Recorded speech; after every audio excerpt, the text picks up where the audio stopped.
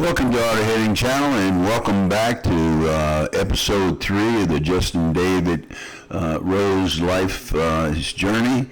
And I hope you enjoyed the first 2 episodes. This is the final episode, which Justin recaps some of his key principles for success. Well, you got so enjoy. Business anyhow. So the perfect transition. So, how did you get started in the medical set? First of all, you have okay. I'll back it up. How did you get started in the medical sales field after graduating from UCF? Yeah, so the way it went down was once graduation got close and we were preparing ourselves for life after school, the sales program set us up with what we called, I guess it was like a mini speed dating, but they were also like interviews with lots of different companies across the country.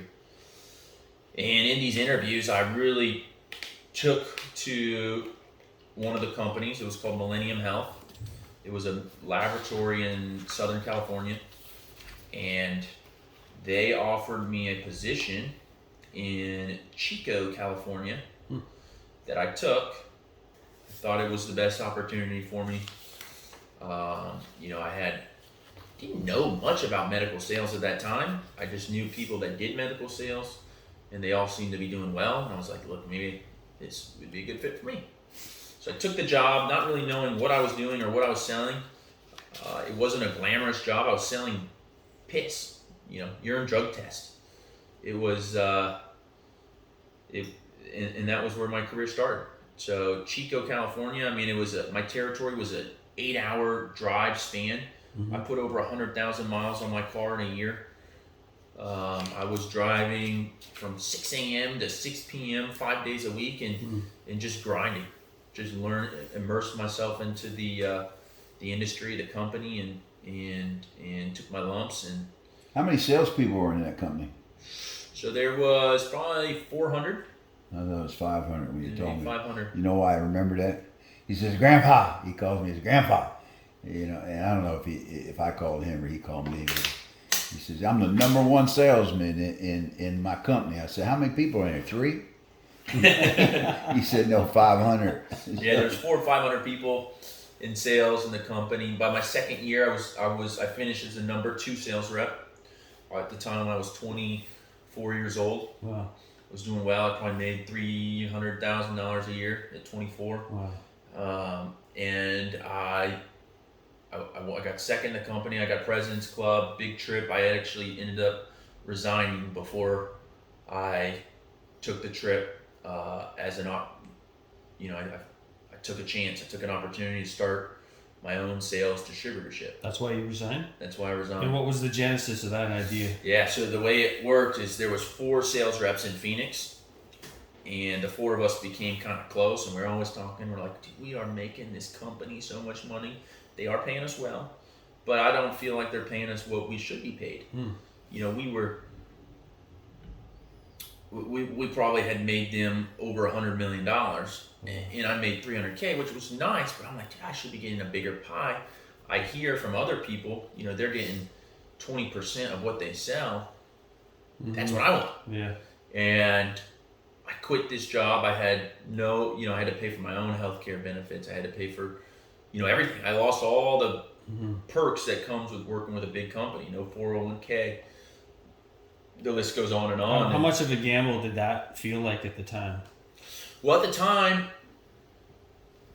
my expenses were so low, and I was making really good money, and I was saving it, that I had a nice, I did have a nice little built-up piggy bank, but it was a gamble. It definitely was a gamble, and it was a gamble that didn't pan out the way I thought it would.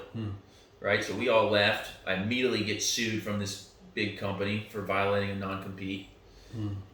And I had to move away to Texas, where I knew nobody in San Antonio, Texas.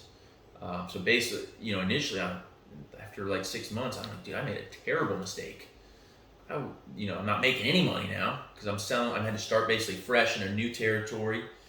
it takes time to build up a book of business. I wasn't, you know, I'm only getting paid now on whatever I kill. So Whatever I kill. yeah, you eat what you He kill. got real salesman talk now. Yeah. You know, you only get paid on what you kill, and I wasn't killing anything. And so I went from making, you know, I had nice paychecks every month to $0 paychecks. It got so bad that we actually, my partner Zach Baker and I, we moved in together. We had to turn off our electricity for a month. Yeah, and That's bad, dude. it was bad. That's bad. Cable was gone. It was bad. Hey, you know what my father did when I was in Jersey as a little boy and they turned off the electricity? He climbed up the pole and turned it back on. That's a true story back in the old days. Yeah, as a poor, I couldn't pay attention, but at least you got a little. No cable, no internet. I mean, it was a tough transition. So what you learn in that lesson? Well, I learned that. Let me closer. Learned a lot of things. You know, I definitely don't regret it. It taught me that things aren't always going to be up, right? You're not always going to be on an upward trajectory. There's going to be bumps in the road, and you got to persevere through it. And that's what it taught me, is that we got to keep grinding, and eventually it paid off. At the low point, what was your mindset? Were you afraid? Were you angry? Were you motivated? Were you positive? Yeah, at the lowest point, I was positive. I was like, look, the decision is already made. There's no going back. We got to find a way to get out of this. And you know, by the grace of God, and eventually we struck that first big deal, and we closed one big deal, and we got our first big check, and it was like, okay, here we go. And then it's been game on ever since, and we haven't looked back. And that was in Texas. It was in Texas. But now you're in Phoenix. Yeah, so I was in, and that's the nice thing when I left that company, is that I had a small little teeny territory in Phoenix when I worked for Millennium. I mean, my territory was maybe an hour, right? They had us all like super hyper focused. Now I can sell to anybody in the country. But you had no compete for a while. I had a year in Texas. I was in Texas for 18 months, and we actually closed our first deal in a town called Las Cruces, New Mexico. And that was it. Now, how did you get into the laboratory that you own, and what does that laboratory do? Yeah, so I've only sold urine drug testing since I left college, right? So I've been selling for labs since then. I've built up a good book of business that I manage with Zach, and we can bring that from lab A to lab B to lab C to lab D. Essentially, a lab is a lab, right? We all have the same technology. We all run the same stuff. The doctors work with whoever they like the most, right? So we felt like we could move that business to different labs if we needed to. And we were getting burned by labs over the years, right? They weren't paying us what we thought they should. It eventually got to a point where we were like, let's take that part out of the equation. Let's start our own lab and run it the way we want to run it, and then we can control everything. Was that a big expense to get that going? It was. It was a big expense. We put in, about $1 million to this lab in Phoenix. It was a lab that was already opened and running, but it was failing. They didn't have the business to thrive. So we were like, this is a perfect opportunity. There's already the infrastructure. We can buy in and get this for cheap, and then throw gasoline on this fire and really get it up and going.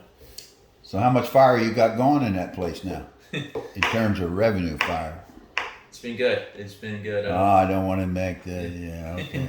Yeah, it's been good, and now you're not going to float me alone.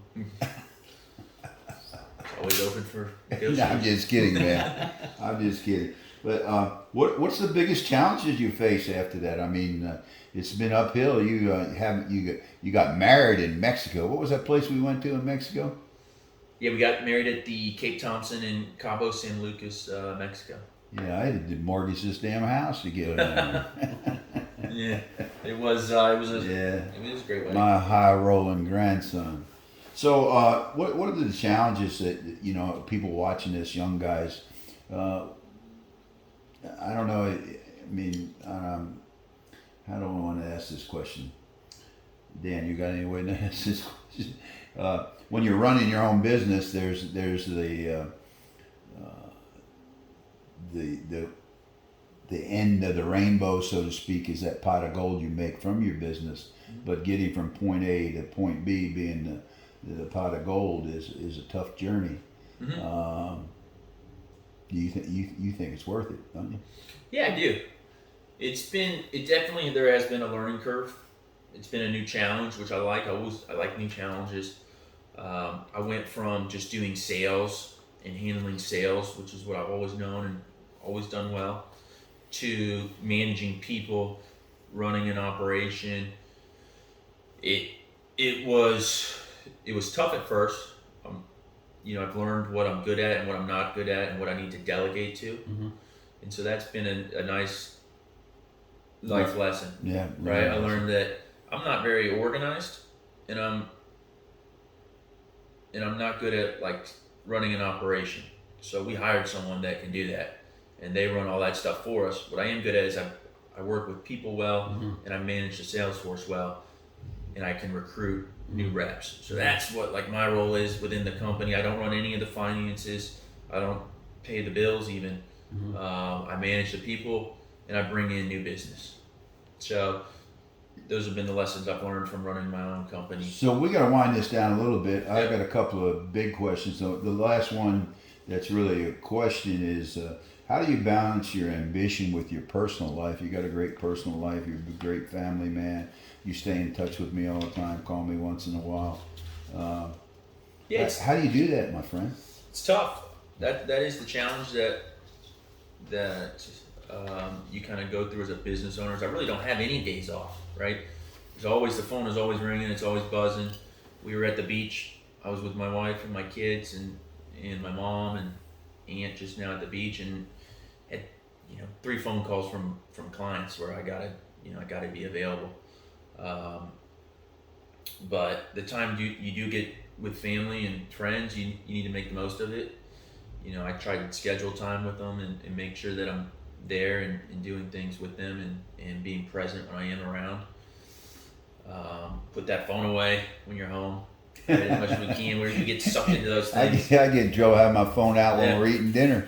Right. I'll say one thing, because in knowing Ed is probably the first doer, and I think you know what I mean. He does it. If you suggest something, I came here when I first bought my house. Just as a quick example, side story, and I gave him 3 problems, and in 15 minutes he had 3 different people lined up helping me out. He does stuff, and I see that in you too. When we were touring around, you're an action guy. So to be successful, I think that's a Rose trait that is good for you guys. I think that's pretty perceptive, because I'm not, as Justin pointed out, I'm not the smartest guy in the room, probably never will be. I may be close to the smartest guy in this room. I said close. But listen, let's wind this up, because what we usually do here, and we're usually talking about softball, but we actually didn't do a lot of talking about softball. This has been this podcast will be good for young men that are some of the grandfathers out there that listen to this channel regularly, could pass this stuff on to their grandsons or great grandchildren. It's good information for a man that you experienced the American dream. You grew up in a middle income family, and you're far above that right now. And I want to know, what are the 3 main points that you would recommend to people? And let's identify them, because I like to make a short of these things. So you got 3 things that. I wrote some things down. Okay. The first thing I would say is stay resilient. I think I mentioned this earlier, but your life's not always going to be, just smooth roses, right? It's not going to be gradual up, but you're going to have bumps. You're going to have, just like yours were. Yeah, just like mine. You're going to have hardships that you're going to face. Stay positive through those hardships and keep grinding. Keep your head on the goal, and eventually you're going to persevere. be the first. The second, value mentorship. You know, actually, my grandfather told me this, and it stuck with me. He says, learn from the mistakes of others because you never live long enough to make them all yourself. Right? So he told me that. That's true. And it's always, it stuck with me, right? And, you know, learn from somebody that's already done this, that's done well at this, and you don't have to reinvent the wheel, right? Yeah. Copy what they do, see what they do, and from what I've seen is, and we kind of touched on earlier, you don't have to be the smartest guy, but you do need to be the hardest working, right? Don't let anybody outwork you. There you go. That is a great point right there. Yeah. The last one, what I would say is be adaptable and take chances, right? Don't be afraid to take a risk, you know, and be willing to, you know, if something changes, like in my industry, different codes have changed or tests change, you know, we got to pivot and we got to adapt to what the circumstances that we've been put in front of us, right? And so you can do that in life too. So if, you know, one thing comes and you hit a block in the road, you need to be able to make a change and pivot and take a new direction. You know what Darwin said about that, right? What did he say? He said it's not the strongest of species that survive, nor the most intelligent. It's the one most adaptable to change, and it works in business also. So what else? No, not yet. Yeah, right. He still got something to add. Yeah, and then also I got my grandpa's book, The Actor Factor. This is a good book for, you know, life lessons. He actually presented this to us when I was at the academy, and everyone got a copy. It was, you know, it's a nice read, and I think it's got a lot of good information in here for you young men that can really learn from. Yeah, I didn't have to pay him much for that. Well, Justin, okay, let's take it home, Dano. You got anything to say before we take it home? No, sir. No, just the music. Justin Rose, ladies and gentlemen. Thank you, my man. Thank you, guys. buddy. Right on, man. Go. What do we think? I think it went well. I think it was good. Well, that was good. Hope you enjoyed Justin's life story. And if you're interested in a copy of the Actor Factor book, I'd be willing to send you a free copy by you sending me an email at edrose@cfl.rr.com. And I will send you a digital copy. Yeah, the book is a very interesting, easy read with a lot of quotes, over 400 quotes in it, and many motivational stories. I used to use it during my leadership training days and the motivational speeches I used to give. So please hit subscribe. We're looking to get 2,000 subscribers soon as possible. Thanks for your help.